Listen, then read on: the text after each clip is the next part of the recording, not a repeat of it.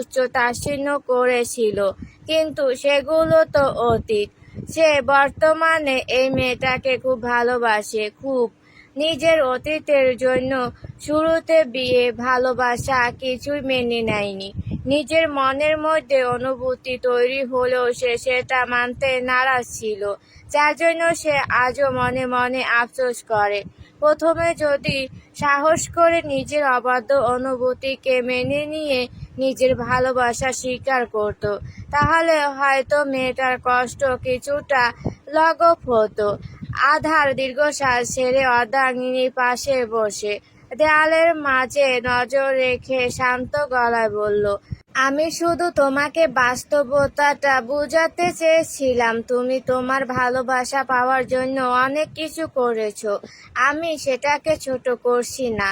তুমি আমার জীবনে না এলে আমি কখনোই এই নতুন জীবনটা পেতাম না। আমি সত্যি তোমার উপর কৃতজ্ঞ, সবকিছু জেনে শুনেও আমাকে ভালোবেসেছো।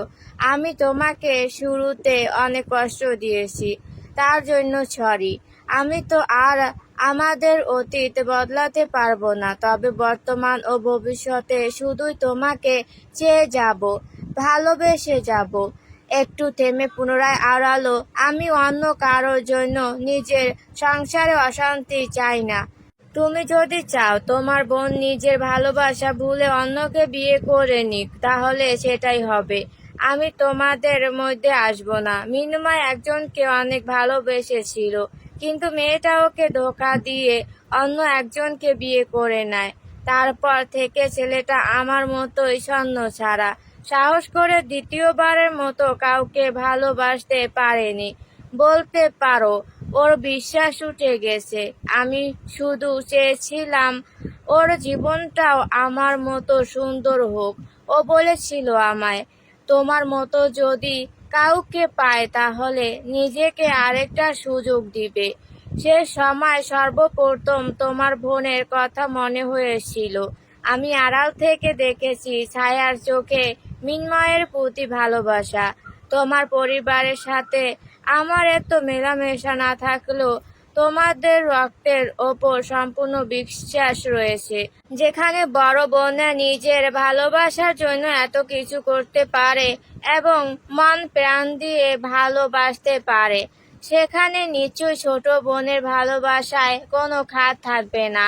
আমি হয়তো স্বার্থপরের মতো কথা বলছি, কিন্তু কি করব বলো? আমি নিরুপায়। প্রত্যুত্তর আলো কিছু বলল না, শুধু চুপচাপ শুনে গেল। একটু পর খেয়াল করলো তার উপর থেকে কম্পরটা গায়েব হয়ে গেছে, আর সে স্বামীর কোলের উপর।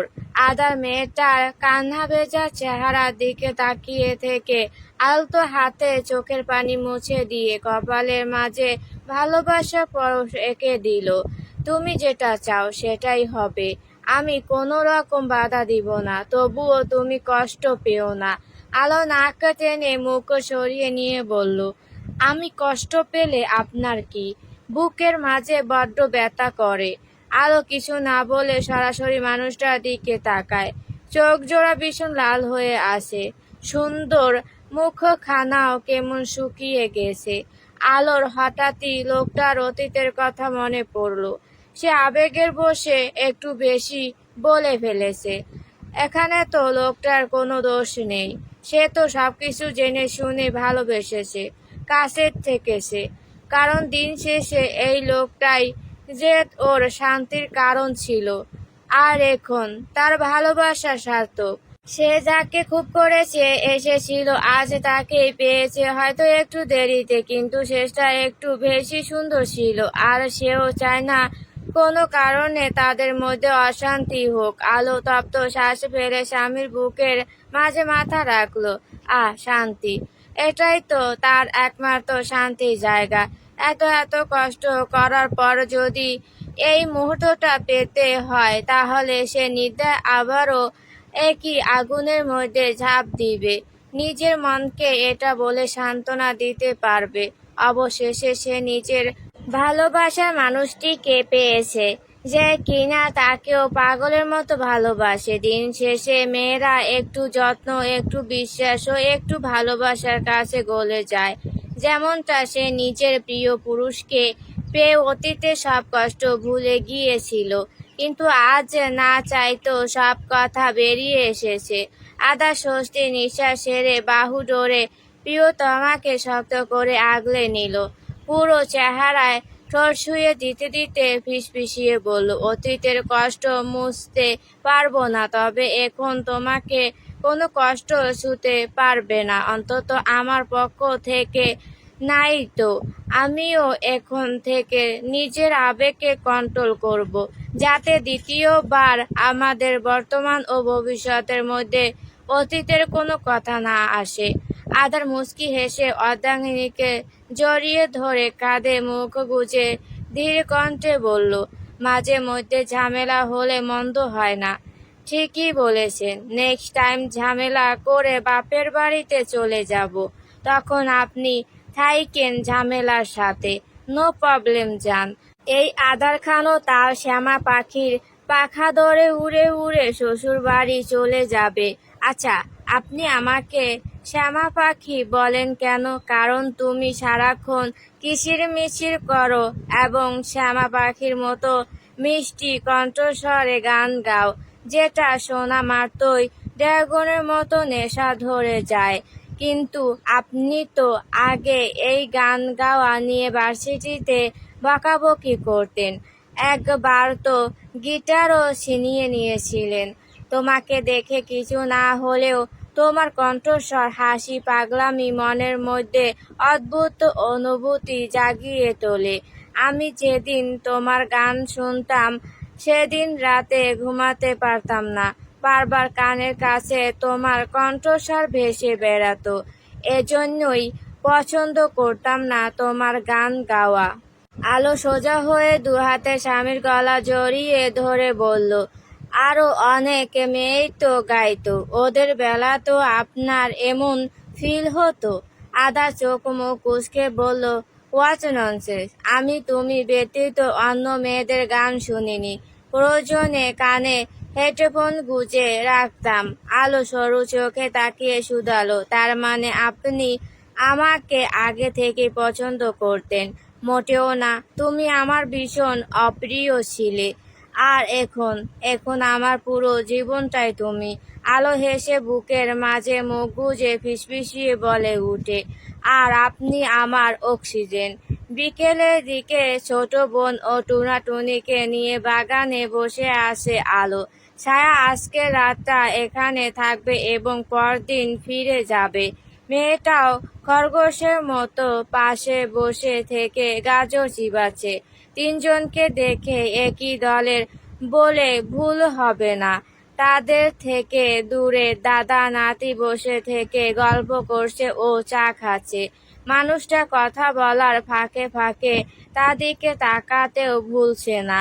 আলো এসব দেখে আনমনে হেসে চায়ের কাপে চুমুক দিতে দিতে বলল, তুই যথেষ্ট বড় হয়েছিস, আর নিজের ভালো মন্দ বোঝার জ্ঞান রয়েছে, তাই আমি সবকিছু তোর ওপর ছেড়ে দিলাম।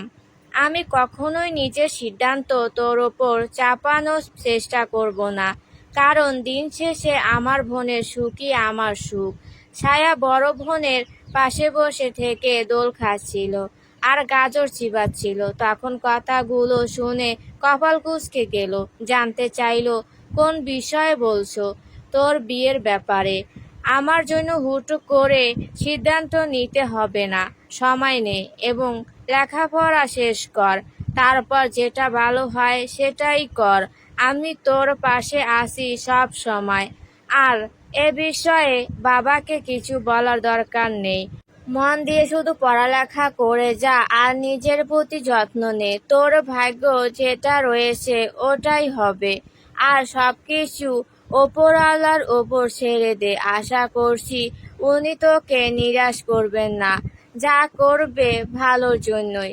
আর তুই চাইলে ইনভেস্টে যেতে পারিস, আমার এতে কোনো আপত্তি নেই। আসলে একটা বাজে স্বপ্ন দেখে একটু বেশি রিঅ্যাক্ট করে ফেলেছিলাম, তার জন্য তখন মানা করেছি, কিন্তু এখন বলবো তুই তোর মতো করে জীবনটাকে উপভোগ কর, আর পারলে নিজের মনের কথাগুলো বলে দেওয়ার চেষ্টা করিস।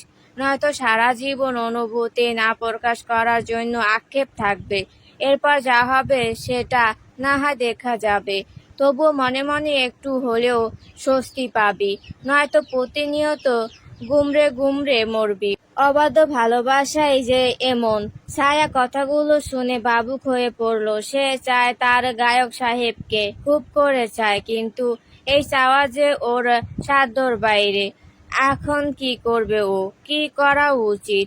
আলো চায়ের কাপে শেষবারের মতো চুমুক দিয়ে উঠে দাঁড়ায়। উদ্দেশ্য ছিল একটা গোলাপ ছেঁড়ার, কিন্তু সামনে পা বাড়াতেই হঠাৎ মাথাটা চক্কর দিয়ে উঠল। তড়িঘড়ি করে এক হাতে মাথা চেপে ধরে দোলনায় বসলো। আজকাল শরীরটা অদ্ভুত লাগছে, সাথে মন মেজাজও। তুমি ঠিক আছো?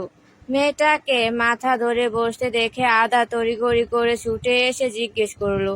ওর পিছু পিছু সুবহান খানও এসে জানতে চাইলেন, কোনো সমস্যা হচ্ছে? পাশ থেকে ছায়া বড় আপুর হাত ধরে বলল, তুমি ঠিক আছো আপু? আলো নিজেকে সামলিয়ে নিয়ে আস্তে করে বলল, আমি ঠিক আছি, শুধু একটু মাথা ব্যথা করছে। সুবহান খান নাতির উদ্দেশ্যে বললেন, মেয়েটাকে ঘরে নিয়ে যাও, একটু আরাম করুক। ওনার বলতে দেরি হলেও নিজের বউকে পাজা কোলে তুলে নিয়ে ভিতরের দিকে যেতে একটুও দেরি হলো না আদারের। এই দৃশ্যটা দেখে ছায়া হেসে বলল, ভাইয়া আপুকে অনেক ভালোবাসে, তাই না দাদু? সুবহান খান আরেক নাতনির পাশে বসতে বসতে বললেন, তোমার আপু আমার তেরা নাতিকে খুব ভালোবাসে। ছায়া আবারও হাসল, প্রতি উত্তরে বলল, তারা দুজন দুজনকে অসীম ভালোবাসে দাদু। আর এই ভালোবাসা যেন কারোর নজর না লাগে। তারা দুজন সারা জীবন একে অপরের পাশে এমন করেই থেকে যাক। নিজের ভালোবাসার মানুষটার সাথে সংসার করার সৌভাগ্য আর কতজন মেয়ের হয়? সবাই যদি পূর্ণতা পেত, তাহলে হয়তো আর জীবনে কোনো আফসোস বলে কিছু থাকতো না। তবে এত অপূর্ণতার মাঝেও এমন পূর্ণতা দেখতে ভালোই লাগে। সুবহান খান মাথা নাড়িয়ে বললেন, ভালোবাসা সুন্দর, ভয়ঙ্কর সুন্দর। রাত ওই দিনের পর আর অফিসে যায়নি, বরং দেশে ছেড়ে যাওয়ার প্রস্তুতি নিচ্ছে। অস্ট্রেলিয়া থেকে একটা কোম্পানিতে কাজের অফার পেয়েছে, আর সে ওখানেই যাচ্ছে। পরিবারের সবার সাথে বিষয় নিয়ে কথা বলা হয়ে গেছে। আদার প্রথমে আপত্তি জানায়, কারণ সে ভাবছে তার ছোট ভাই দেশের বাইরে গেলে আবারও বিগড়ে যাবে। কিন্তু রাত কথা দিয়েছে সে আর এসবের মধ্যে নিজেকে জড়াবে না। একবার যেই পথ থেকে ফিরে এসেছে, ওই পথে চলার কোনো প্রশ্নই ওঠে না। আদা শেষবারের মতো ছোট ভাইকে বিশ্বাস করেছে। দেখা যাক রাত কতটুকু ওর কথা রাখতে পারে। তামিনা খান আজকাল নিজের ঘর থেকে আর বের হন না।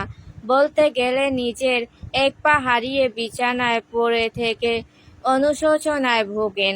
ওনাকে দেখার জন্য আলাদা করে দুজন মহিলা থাকলেও আলো মাঝে মধ্যে এসে শাশুড়ি মায়ের সেবা করে যায়। হাজার হোক শাশুড়ি বলে কথা, সে তো আর ফেলে দিতে পারবে না, আর না ওনার মতো বাজে ব্যবহার করতে পারবে।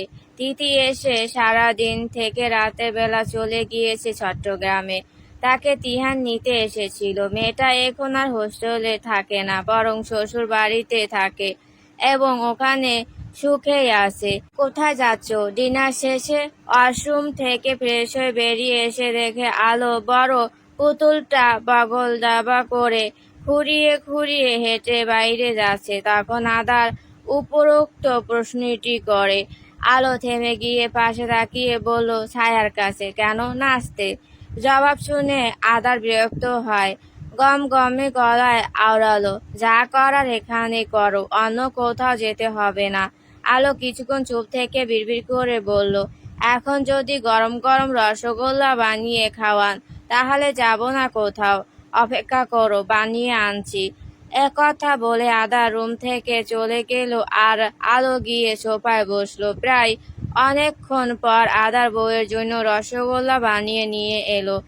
এতে আলো মুহূর্তে খুশি হয়ে যায়। সে একটা মিষ্টি নিয়ে স্বামীর উদ্দেশ্যে বলল, খাবেন? তুমি খাও। আলো আর কিছু না বলে খেতে শুরু করলো। 5টার মতো মিষ্টি খেয়ে বাদ বাকি রেখে থম মেরে বসে থাকলো। তাকে এভাবে বসে থাকতে দেখে আধারে কপাল কুঁচকে গেল। কাছে এসে জিজ্ঞেস করলো, কি হলো? মিষ্টি ভালো হয়নি? আলো কিছু না বলে তড়িঘড়ি করে উঠে দাঁড়ায়। তখনই ঘটিয়ে ফেলো এক অঘটন। স্বামীর গায়ের ওপরে বমি করে দিল। আধা চমকে মেয়েটার দুগালে হাত রেখে অস্থির গলায় শুধালো, তুমি ঠিক আছো? শরীর খারাপ লাগছে? আলো স্বামীর নোংরা টি শার্টের দিকে তাকিয়ে অসহায় কণ্ঠে বলল, সরি, আমি ইচ্ছে করে এমনটা করতে চাইনি। ডোন্ট সরি, আমার এতে কোনো যায় আসে না। একথা বলে মেয়েটাকে নিয়ে সে ওয়াশরুমে চলে গেল। আলো চোখে মুখে পানি দিয়ে বিড়বিড় করে বলল, আজ থেকে আমার মিষ্টি খাওয়া বন্ধ। আমি চাইলো আর এনে দিবেন না। আদা টি শার্ট খুলতে খুলতে জবাব দিল, মিষ্টি দোকান না, সব দোষ তোমার আর দাদা জানের। আরো বেশি বেশি করে খাও বাইরের জিনিস, তারপর পেট খারাপ করে নিয়ে বসে থাকো বলেই হলো সব দোষ আপনার মিষ্টির। আদার হতাশ কণ্ঠে বলল, ঠিক আছে ম্যাডাম, মানলাম সব দোষ আমার মিষ্টির।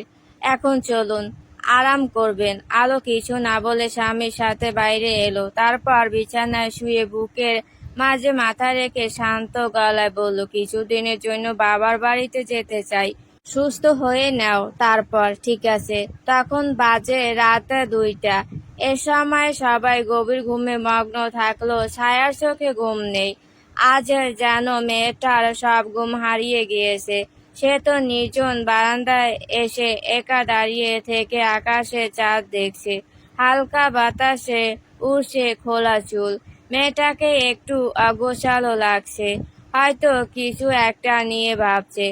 এক সময় সকল পিনপত নীরবতা ভেঙে রমণী উদাস মনে বলে উঠল, আপনাকে পাবো না জেনেও ভালোবাসলাম। আপনি ঠিক ওই নীল আকাশের চাঁদের মতো, যাকে শুধু দেখা যায়, ছোঁয়া নয়। আপনিও ঠিক তেমনি আমার সাধ্যর বাইরে গায়ক সাহেব, যাকে ছায়া কোনো দিনও নিজের করে পাবে না।